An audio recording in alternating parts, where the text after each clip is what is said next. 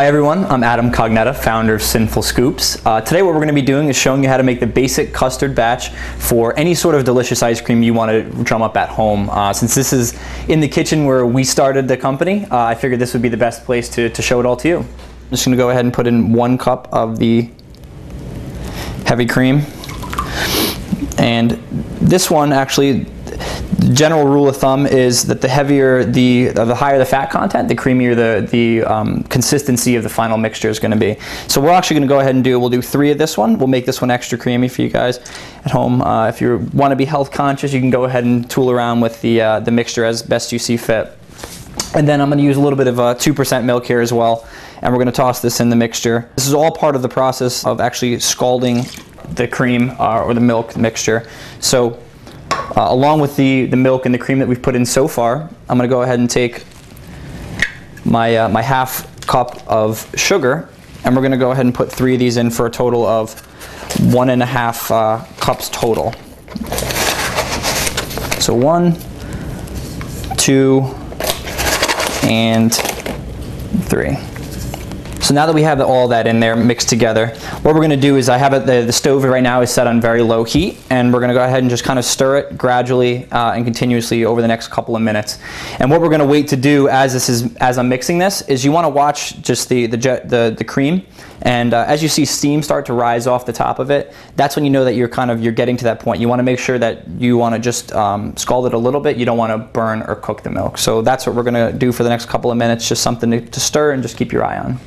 So while that's simmering, and we're going to let that go for a little bit, again, just kind of continuously stirring in between, we're going to take 8 of these eggs, and we're going to go ahead and crack them, and we're going to use only the yolks. That'll again add to that creamy consistency that everyone really likes in that ice cream. We're just going to kind of go back and forth here, do it old school style until you just have just the yolk, and we'll put that in there, and we're going to go ahead and repeat that step 8 times. Once you have your eggs and your egg whites completely separate, you have the yolks and the egg whites completely separate, I'm going to go ahead and take the 8 yolks here and just go ahead and start scrambling those. And you're going to want to just beat them a little bit till they're like nice, light, and fluffy. You'll start to see some air bubbles in them, and that's generally when you know that you're done. You can give it a rest. So right there, that's about where you want the mixture to be. You can kind of start to see that it's a little bit more liquidy now. All the yolks are completely broken up, and you have some air bubbles happening in there. Right now, as I'm checking this, I can see some of the steam starting to evaporate off it. You can kind of put your hand. If you can't see it, sometimes it's easier just to put, and you can kind of feel that it's all set there. You're going to just take the bowl that you have the yolks and everything already mixed in, and just for a second, lift it off the stove. And while whisking, now this is important because you don't want to end up with scrambled eggs. While whisking, you want to kind of gently pour what you have here.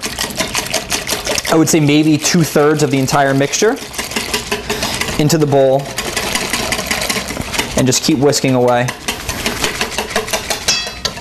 And you'll see now it's a little bit more fluffy, a little bit lighter in color. I'm going to go ahead and pour it right back into the pot so it's all one big mixture again.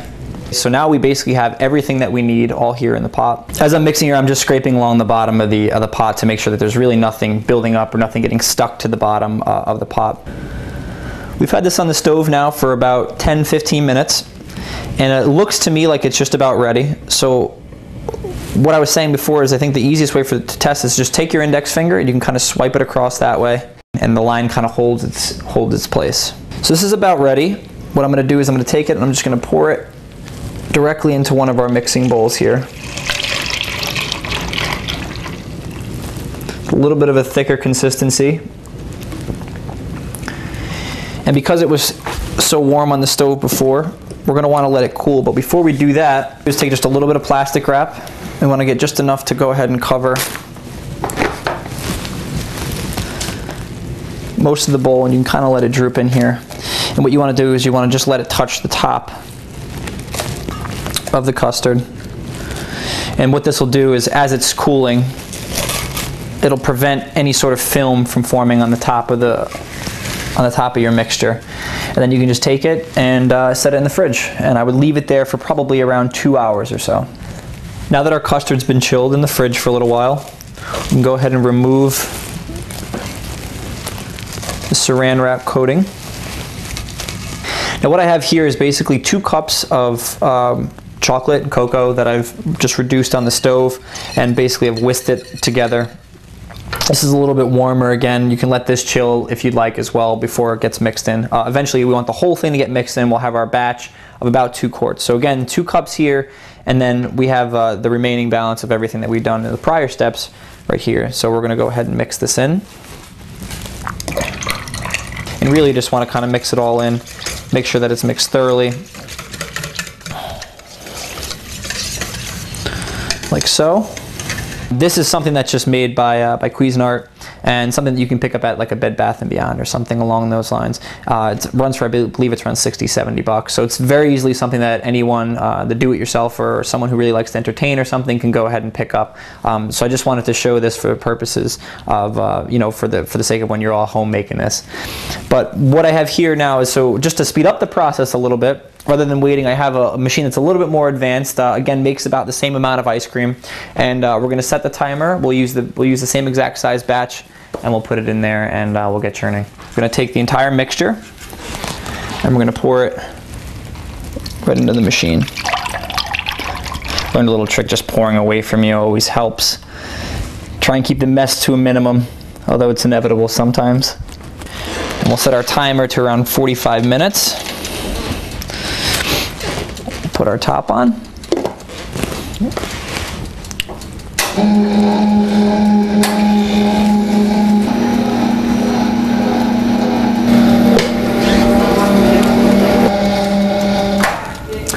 Okay, so our ice cream is done churning. If you take a quick look at the consistency, you'll notice that it's pretty smooth, creamy. There's none of that liquidy kind of substance that was in there before.